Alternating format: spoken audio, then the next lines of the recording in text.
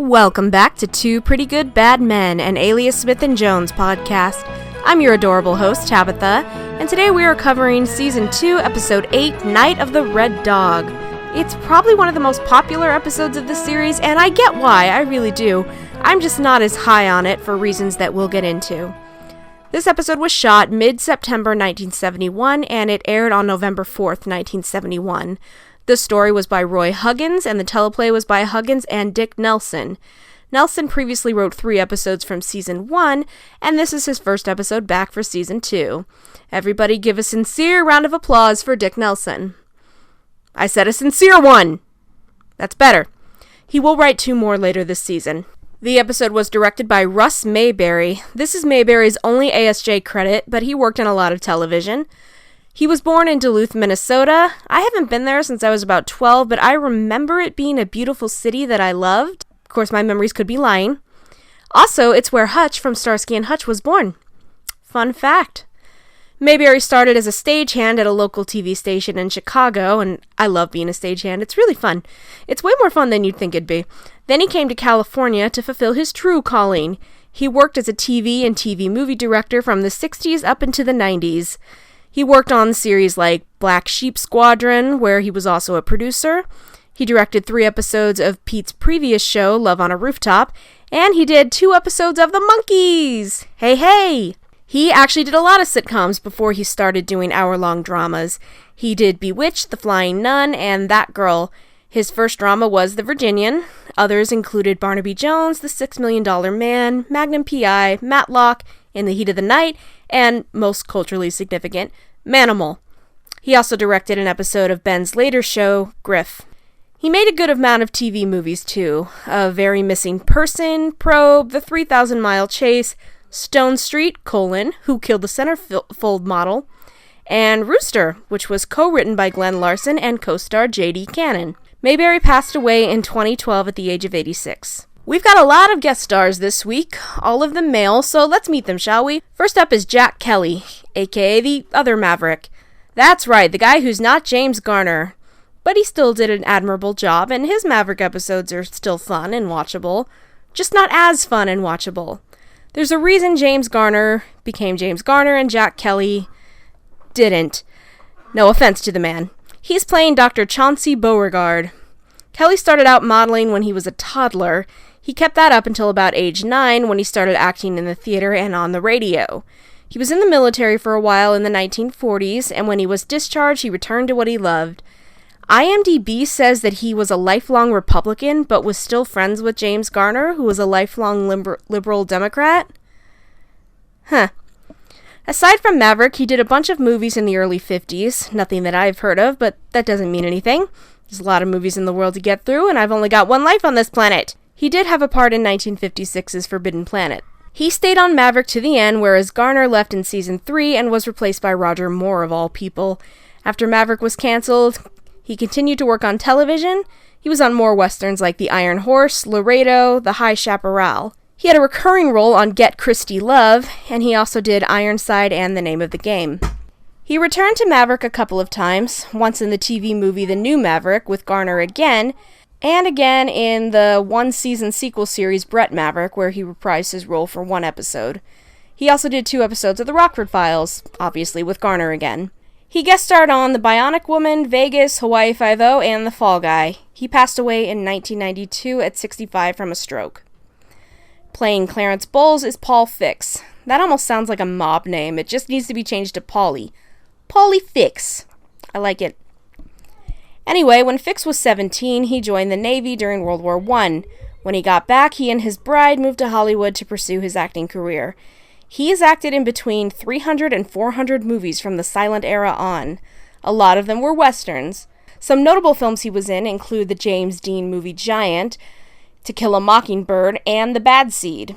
He's best remembered for his role as the Marshal on The Rifleman. He also played the CMO, Dr. Piper, in the second Star Trek pilot, Where No Man Has Gone Before. DeForest Kelley wouldn't appear as Dr. McCoy until the first proper episode. He passed away in 1983 at age 82. Next is Robert Pratt as Billy Boggs, and he had a very interesting career. He was discovered by Peter Fonda, He only has 18 IMDb credits to his name because he was dissatisfied with Hollywood, and when he met his friend Randolph Mantooth after guest starring on his show Emergency, they started a multimedia production company called Prattooth Productions. They focused on new audiovisual techniques. The business caught the attention of Anheuser-Busch out of St. Louis, and Pratt became the creative director of Anheuser-Busch division Busch Creative Services.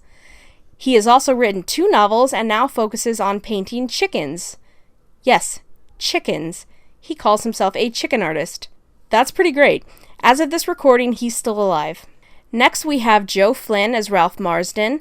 Flynn started out as a ventriloquist and radio performer. He entertained the troops during World War II, and when the war was over, he moved to Hollywood. He's probably best known for starring on McHale's Navy. He also worked on several Disney movies like The Love Bug, The Computer Who Wore Tennis Shoes, and Now You See Him, Now You Don't. I know him as the voice of Snoops, the sniveling villainous sidekick from the animated film The Rescuers. Tragically, in 1974, at only 49 years old, he had a heart attack while he was alone in his swimming pool and was found dead there later by relatives. Finally, we have Rory Calhoun as Jason Holloway. When I first saw him, I instantly recognized him from the episode Murder on Stage 17 from Starsky and Hutch. It's a fun episode that also has a young Jeff Goldblum in it. Okay, he did way more than that. He was born Francis McGowan. It was David O. Selznick who changed his name. He started life as a damn juvenile delinquent. Seriously, he spent a few years in jail when he was young. Mostly robbery. When he got out of prison, he worked odd jobs like a cow puncher. I don't know what that means. Is that like Mongo from Blazing Saddles? But that was a horse. Anyway, he was in some high-profile movies like Who Wants to Marry a Millionaire, With a Song in My Heart, and River of No Return. He did have his own series for a little bit called The Texan, that only ran 2 seasons, and he guest starred on all the westerns. He also guest starred on Movin' On, Fantasy Island, Gilligan's Island, Heart to Heart, and Tales from the Crypt. As a person, I have to side-eye him because A, he was a serial adulterer and seemingly proud of it, and B, he voted for Nixon. Alright, now let's talk about why I'm not wild about this fan-favorite episode, because all of my opinions are objectively correct. There is no sneak peek this week, so that's one point in their favor. Instead, we see a man stumbling down the street. Hayes and Kid figure he's drunk and chuckle at his poor life choices. And Kid has the mustache back, so that's like negative 1,000 points right there. I'm sorry, Ben. Soon the guy passes out and our heroes go over to help him. Hayes smells his breath, gross, and says he doesn't smell any alcohol. The guy must be sick. 2 other men come out into the street to see what's going on. The young guy, Billy, says, quote, "That's the darndest thing I ever saw. He dropped down like he was poleaxed," end quote. The other man, Jason, tells him that there's an undertaker's place close by where they can get him out of the sun. Hayes and Kid go to lift the guy, but they can't. He is way too heavy. Billy scoffs at them and tries himself. He can't do it either. The guy is weighed down by something. The group is perplexed, and it takes all 4 of them to barely get this dude inside. Once they do, Billy goes to look for a doctor. Now the undertaker, Ralph, is involved. They start going through this guy's pockets and find a bunch of sacks of gold on him, which is why they couldn't lift him. After the credits, Rory Calhoun gets the special guest star credit. Really, Huggins? You can't give it to Jack Kelly? One of the stars of one of your biggest hit shows? That is super rude. Billy brings in a Dr. Chauncey Beauregard, and your suspicions should be immediately aroused by him because he walks into the room and asks who the patient is. Hayes very dryly says that would be the one lying down with his eyes closed. Hayes is already eyeing him with suspicion. That's my boy. This isn't the regular town doctor, as Billy and Ralph explain. Beauregard was just passing through. Kid explains that the sick man is probably just exhausted because of all the gold, and Beauregard is like, "Gold? Where?" The sick man wakes up and asks what's going on. Beauregard examines him for about 3 seconds and declares that he's about to die. The man tells him his name is Clarence, and he has no family. Aw, sad. Now, I don't know if Beauregard is that incompetent or if he's just eyeing the gold. It could honestly go either way. Clarence, believing his time is up, gives them a map to where the gold dust is. He doesn't want it all to go to waste, so he's handing it over to the others in the room. It's very generous. Then he passes out. Everyone takes their hats off, like he just died. But then he starts snoring and they put them back on. It's a funny little moment. The others look over the map and Beauregard takes the lead about how a deathbed gift is totally legal, you guys. Meanwhile, Hayes, the one who typically thinks of money first if it's available, has been checking on Clarence. He says he's still breathing and Beauregard is like, yeah, that's nice. Let's go get the gold. Everyone agrees that they want to go up to the mountains. And then they do. Question. Did they just leave Clarence asleep in the Undertaker's place? The man they think is dying but is not dead yet? Anybody care to stay with him? No? Okay then. They get to Clarence's cabin and Beauregard is still acting like he's in charge. He proposes dividing up the creek where the gold is so they can each work as hard as they like, and then it's finders keepers. Hayes wants to know how they're going to pick spots. Well, they'll draw cards, of course. Then Beauregard suggests that they shouldn't put the gold in the cabin and they should each have their own hiding spots. Okay, that all seems fair. Each of the men claim a spot where they're going to pan for their gold. Well, Hayes and Kid have a joint spot, of course, and it's going very well. Hayes and the Kid are finding a lot. Hayes figures they've got about 15,000 after 5 weeks of being there. They are really overjoyed. Kid thinks they can get enough to go down to South America and just disappear. Start over without the baggage they carry, and Hayes agrees. They hide their stash under some rocks, looking around to make sure they're not being watched. That night at the cabin, Ralph suggests they start back because winter's coming and they don't want to be stuck all winter. They all talk about how much money they've got now. Ralph seems to have the most with 30,000 and Billy has the least with 7,000. But he's not complaining at all, the sweet little dope. Beauregard doesn't say how much money he has, but he assures that it's more than the rest of them. Kid and Hayes notice something. Beauregard had previously mentioned going to med school in Atlanta, and now he's saying it was in Baltimore. When Kid calls him out, Beauregard very condescendingly says doctors attend more than one school. And then, surprise, surprise, who shows up at the cabin? Clarence, very much still alive. He calls Beauregard a ninny, and seems kind of gentle to me, but then he suggests he should be strung up, which may be a bit harsh. Beauregard's like, it's a miracle, you're alive, yay. Clarence wants his gold back, which is fair.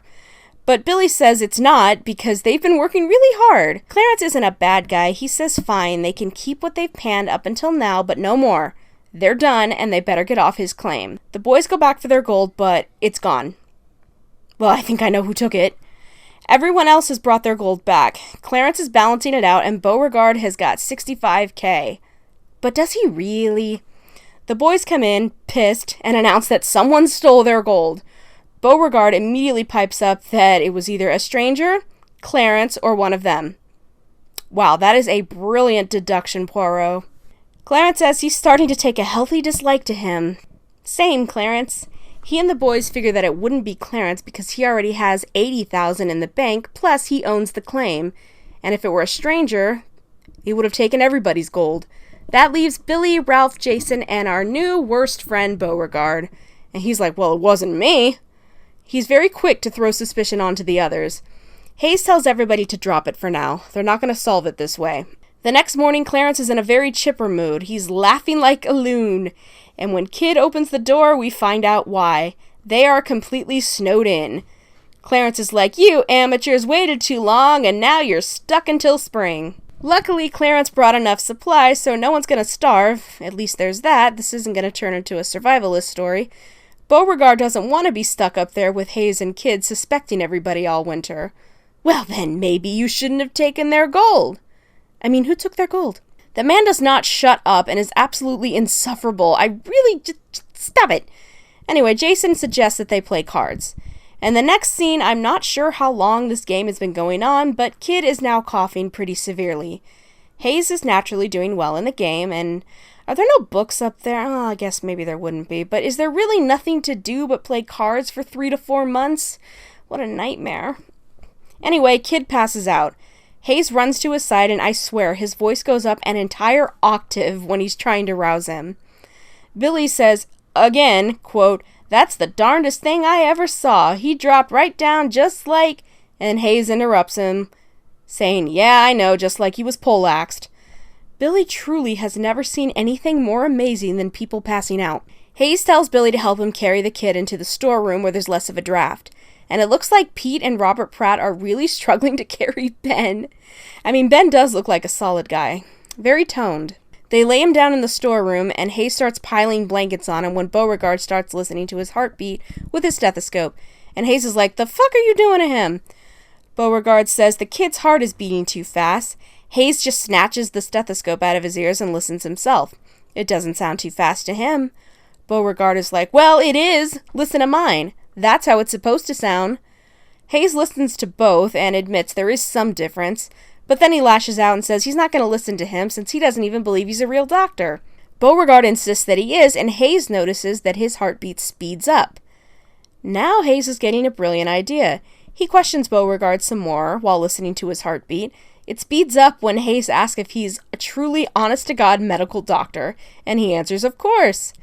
Hayes says now he's really worried about Kid because he knows Beauregard is lying. He tells him to just leave them alone. Now the doctor is offended and like, fine. Oh, BT dubs, he's got pneumonia. Hayes demands to know that if he's got pneumonia, what can he do for him? Beauregard shrugs and is like, nothing really. And that's fine by Hayes, who insists that the kid just has a bad cold. Then he starts putting more blankets on top of him. A few days pass. The game is still going without the boys. Hayes is still out in the storeroom with Kid when Kid finally wakes up. Hayes asks how he's feeling. Kid says he's much better now. Hayes feels his forehead and tells him that the fever seems to be gone. They both agree it must have just been a cold, and Kid wants to get back to the game. Hayes says not to be in such a hurry. He thinks Beauregard stole the gold. He's at least definitely lying about being a doctor, so he's probably got no problem stealing. Kid asks how they can prove it. Oh, they don't have to prove it. The doctor is a bad poker player. And this looks like a job for Montana Red Dog, hence the title of this episode. The original title was The Long Cold Winter. That is a much better and more fitting title in my opinion.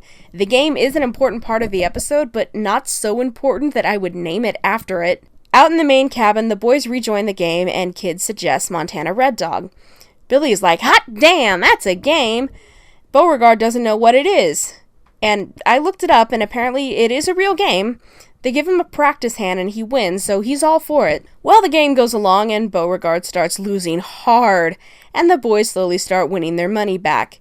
Clarence interrupts and tells Doc that Montana Red Dog is a game for suckers, and that he is a sucker.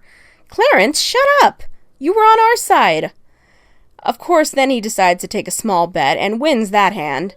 He's getting so pissed, and he yells at Clarence for interfering, and then he keeps losing again. He's losing so bad he is now putting IOUs into the pot.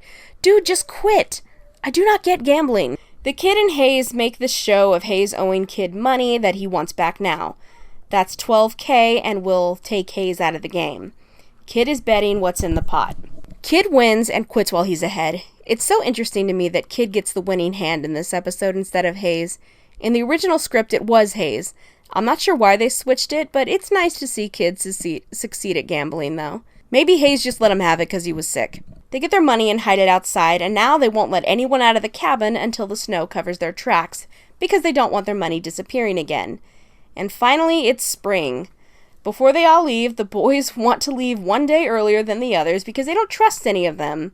The others agree, but what do you want to bet happens when they go back to their hiding place? Yup, it is all gone again. Didn't you two learn your lesson?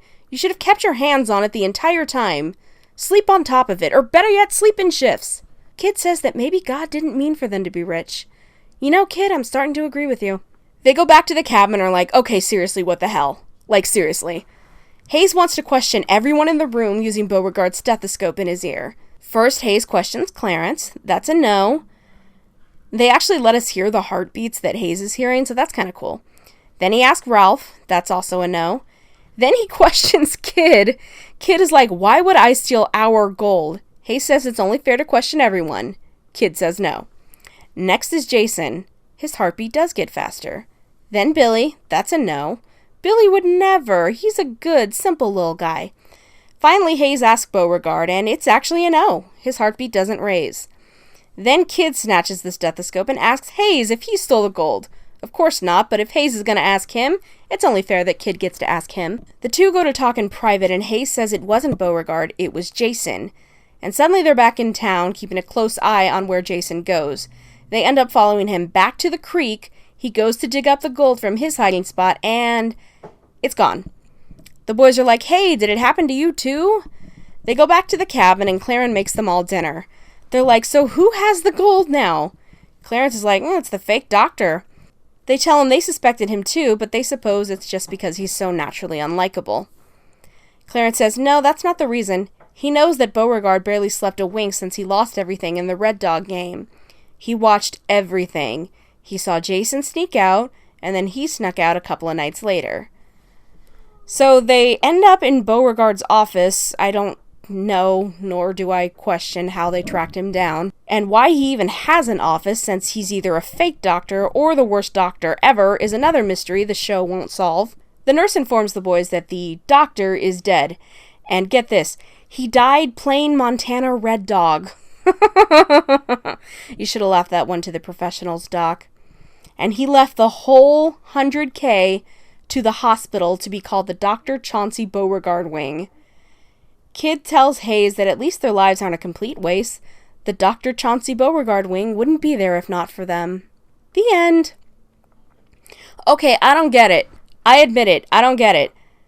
I think I understand that Jason initially stole the gold, and then he stole it again after the game, and then Beauregard stole it from him. I think that's the sequence of events. But was Beauregard a real doctor? Because for most of the episode it seems like no, he's not. But then at the end he has an office, and he left the money to the hospital. Did he just do that for the posthumous glory? Or did he actually care about helping people? Because he sure didn't care about helping Clarence at the beginning.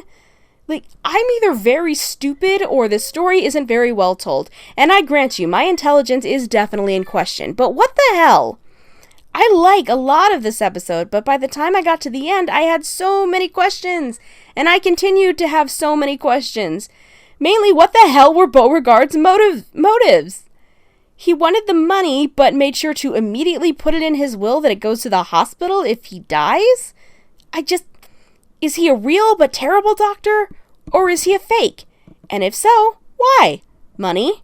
Respect? I do not get it, and it really prevents me from fully loving this episode. Like, am I high on paint fumes? Somebody help me!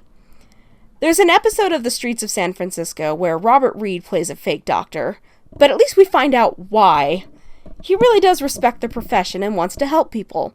Hell, Ben Murphy plays a fake doctor on an episode of Trapper John.